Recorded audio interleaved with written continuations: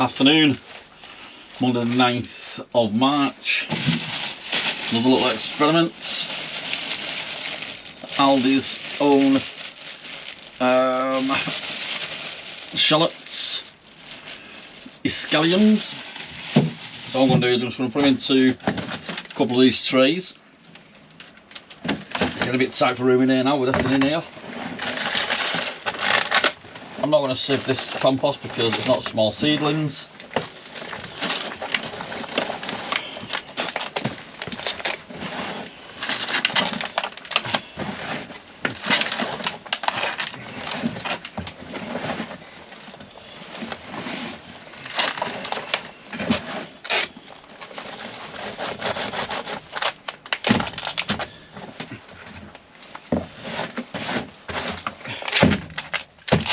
So what I'm going to do is literally put them in.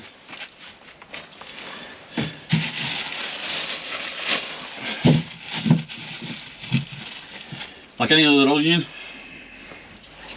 it's just a case of put it in. Point a bit pointing up, you'll be able to see the roots. So these should hopefully just sprout out. Just going to get them started in the greenhouse. And then we'll plant them out.